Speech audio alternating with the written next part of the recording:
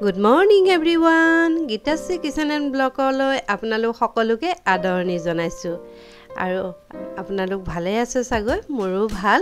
আৰু আজি ৰাতিপুৱা এয়া ঘৰৰ সকলো কাম হৈ গল ডাঙৰ ছোৱালী স্কুল গল আৰু ইয়াৰ পিছতে ফুল লগাম সাধাৰণতে মই ফুল ৰাতিপুৱা লগাম পিছবেলা মোৰ সময় নহয় সেইভাবে ৰাতিপুৱা জুনদিনা কাম বন কৰি আজৰি হৈ সোনকালে সেইদিনা ফুল লগাম আৰু আজি ফুলত কি ব্যৱহাৰ কৰো আপোনালোকক দেখুৱাম ঘৰুৱা ভাবে সকলো ঘৰুৱা সামগ্ৰী আৰু এয়া যে দেখিছে মোৰ হাতত এয়া কিন্তু মাটিও নহয় আৰু কিন্তু কিনা তেনেকুৱা খাৰো নহয় পেলনীয়া সামগ্ৰীৰ পৰাই এয়া এইখিনি খাৰ হৈছে পচন খাৰ বুলি ক'ব পৰা যায় এয়া আৰু এফালে এয়া মাজত আমাৰ মাটি অলপমান আনিছো এই মাটিখিনি বালিয়া টাইপৰ ফুল যদি ডাইৰেক্ট ভাবে লগোৱা হয় তেতিয়া ফুল ইমান ভাল নহয় আৰু এয়া হল চাহপাত চাহ খোৱাৰ পিছত চাহপাতখিনি এবাৰ বা দুবাৰ এনেদে পানী দি ধুই পেলাই জমা কৰি যাওঁ আৰু সেইখিনি যিখিনি পেলনীয়া চাহপাত সেইখিনি এনেদৰে চাহপাত শুকুৱাই পেলাই এয়া ৰাখি থৈছিলো আৰু এইখিনি শুকান চাহপাতখিনি ব্যৱহাৰ কৰিম এতিয়া আৰু এয়া চাওকচোন দেখিবলৈ একেবাৰে সাৰৰ নিচিনা কিন্তু সাৰ নহয় এয়া চাহপাত দিনটোত আমাৰ বহুত চাহপাত ওলাই নহয় নে গাখীৰ চাহ খালে লাল চাহ খালে সেই সকলোবিলাক পেলাই নিদি এনেকৈ আমি ব্যৱহাৰ কৰিব পাৰোঁ চাহপাতে ফুল গছ-গছনিত বহুত ধুনীয়াকৈ সাৰৰ যোগান ধৰে আৰু এইখিনি কেঁচা চাহপাত কেঁচাকৈ ব্যৱহাৰ কৰিব পাৰি কিন্তু কেঁচাকৈ ব্যৱহাৰ কৰাতকৈ শুকানকৈ ব্যৱহাৰ কৰিলে বেছি ভাল হয় আৰু ধুনীয়াকৈ মিক্স কৰিও দিব পাৰি আৰু এয়া টাব লৈছো টাব দুটা এনেদৰে মাজত হোল কৰি লৈছো যাতে পানীটো বাহিৰ হয় আৰু এইটো এটা নতুন ফুল লগাম আৰু এটা টাব মোৰ ভাঙি গৈছে সেইটো চেঞ্জ কৰি দিম আৰু এয়া পেলনীয়া সামগ্ৰী বুলি কৈছো যে দিনটোৰ শাক-পাচলি ডিমৰ বাকলি এই সকলোবিলাক এনেদৰে জমা কৰি যাওঁ ইয়াত কিন্তু পলিথিন নাই দে পলিথিন পেলাব নালাগে আৰু সেইখিনি পাই সাৰ হয় সেইখিনি 3 মাহ 4 মাহ এনেদৰে পাৰ হৈ যোৱাৰ পিছত তলৰ পৰা সাৰ হৈ আহে ওপৰখিনি সাইড কৰি তলৰখিনি উলাই লওঁ আৰু সেয়াই মই এয়া উলাই লৈছিলো উলাই লৈ শুকুৱাই থোৱাৰ বাবে এনেকৈ শুকান দেখিছে নহলে অকমান পেপেকিয়া হৈ থাকে আৰু এয়া মাটি আৰু সেয়া শাক-পাচলি যি পচন সাৰ কৰিছিলো সেই সাৰখিনি আৰু চাহপাত এইখিনিয়ে দি ফুল লগাও আৰু তাৰ পিছত মাজে চাউল ধোৱা পানী দালি ধোৱা পানীখিনি মই ফুলত দিও আৰু তাৰ বাবে একো কিন্তু যত্ন কৰা নহয় তথাপিও পাত ফুলেই হোক গছ ফুলেই হোক বহুত ধুনীয়াকৈ লহপহীয়া হয় বহুত ধুনীয়াকৈ পাত ফুলবিলাকো বহুত ধুনীয়াকৈ জোপোহা হৈ হয় একেবাৰে সাৰ থকাৰ নিচিনাকৈ আৰু এয়া ফুলজোপা লগাই দিলো এতিয়া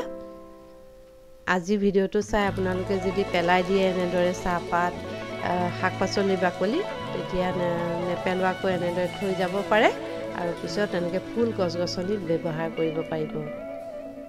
আৰু এয়া দুজোপা ফুল হৈ গল এজোপা লগাইছো আৰু এজোপা টাব ভাঙা আছিল সেইটো চেঞ্জ কৰি দিছো আৰু এতিয়া এয়া ৰেডি হৈ গলো আৰু আজি যাম সৰু ছোৱালী পিয়াৰ মানে গীতাশ্ৰী কাণ ফুটাবলৈ নিয়মখিনিও কৰা হৈ গল আৰু পাৰ্লাৰতে ফুটাম এতিয়া কি কৰে তাই মোৰ লগত এগৰাকী মোৰ লগৰে যাব বান্ধ আৰু এখন ৰঙাপাৰা টাউনৰ পাৰ্লাৰ আৰু ইয়াতে আহি পালো ইয়াতে এতিয়া পিয়াৰ মানে গীতাশ্ৰী কাণ ফুটোৱা হ'ব তাই কি কৰে ঠিক নাই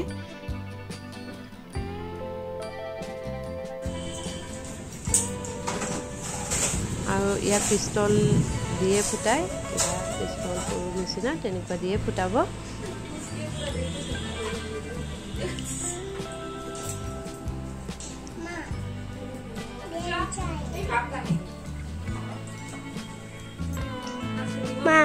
মা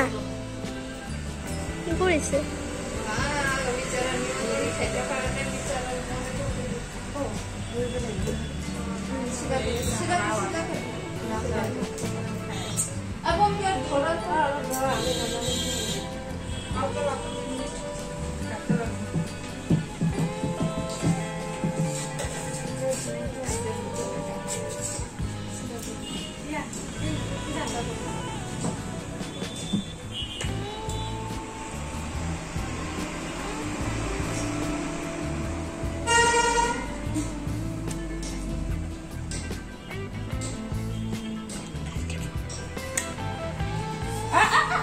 Aturo.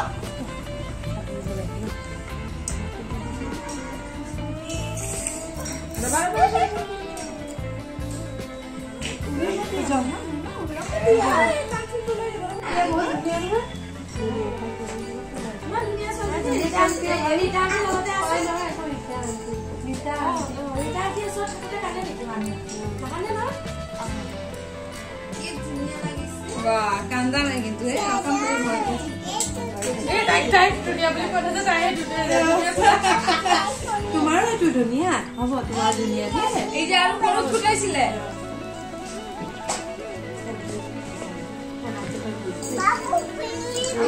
ধুনীয়া ছোৱালী বিয়া ধুনীয়া বেলুন ল'ব এতিয়া ৰঙা বেলুন এটা কিনিম যে আমি দীঘল বেলুন এটা চকু এটা চকলেট এটা কিনিম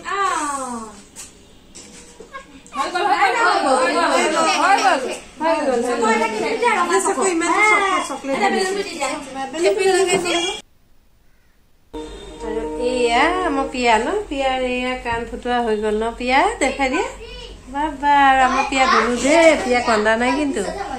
আমাৰ পিয়া কন্দা নাই ন কন্দা নাই নোচোৱা টিপি নাথাকে আৰু এয়া চাৰিওফালে পাৰ্লাৰখন এবাৰ দেখাই দিলোঁ আৰু এই কাণ ফুটাওঁতে তাই নাই কন্দা তেনেকৈ আৰু তাই কাণ ফুটাওঁতে বুট আৰু টেঙা খাব মানা কৰিছে বুট খাবলৈ মানা কৰিছে আৰু টেঙা এই দুটা বস্তু দিবলৈ মানা কৰিছে আৰু তাৰপিছত এতিয়া আমি ঘৰলৈ বুলি এয়া আহি আছোঁ আমি ছোৱালীক এনেদৰে হাতত ধৰিয়েই আহি আছোঁ বতৰ ভাল ধুনীয়াকৈ ৰ'দ দিছে আৰু আজিৰ ভিডিঅ'টো আপোনালোকে ইমান সময় ধৰি চোৱাৰ বাবে আপোনালোকক ধন্যবাদ জনাইছোঁ অন্য এটা ভিডিঅ'ত অতি সোনকালে লগ পাম থেংক ফৰ ৱাচিং মাই ভিডিঅ'